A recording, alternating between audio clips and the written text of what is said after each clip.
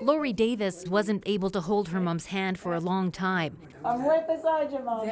Joan Davis's long-term care home was locked down for months. Joan herself had COVID, making it impossible for the family to enter her room and return phone and internet equipment belonging to Rogers after canceling those services. They kept basic cable, so Joan would have something to pass the time. But despite not being able to access the equipment for the canceled services because of the pandemic, Rogers still charged the 91-year-old more than $560 in penalties. The outrageous part of it is the disconnect between the humanity aspect of it, right?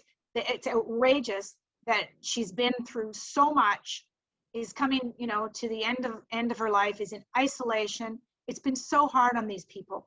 Like I said, I went, 6 months before I could actually touch my mom with a rubber glove on my hand. Wearing, a PPE gown and everything else, and not knowing if she was going to actually make it or be like one of the other residents that had passed away. And I think the outrageous part is that there is no room for allowing for kindness, consideration, and some compassion. She says Rogers made things even worse when it cut off her mom's cable service for not paying the unrelated equipment fees, leaving the senior with no ties to the outside world. It's so difficult not having the TV. I feel they're screwing over the little guy. Ben Wilkinson has a similar beef with Bell. He and his brother are losing their live music business because of COVID. They told Bell why they had to cancel their services and asked if it would waive the $580 cancellation fee. They said as a matter of course, currently they are not doing anything for any customers of theirs that had to close or change their business plans due to the pandemic.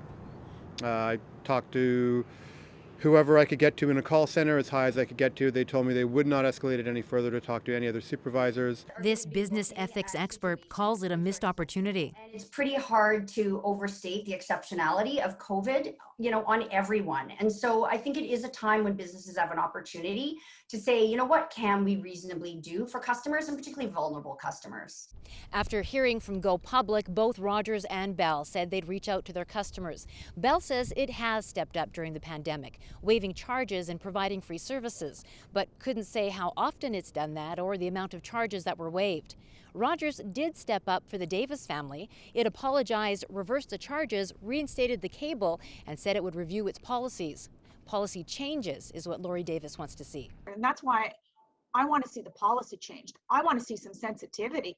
I'm not looking for an apology. I'm looking for a correction on this, and I am looking for some guidelines.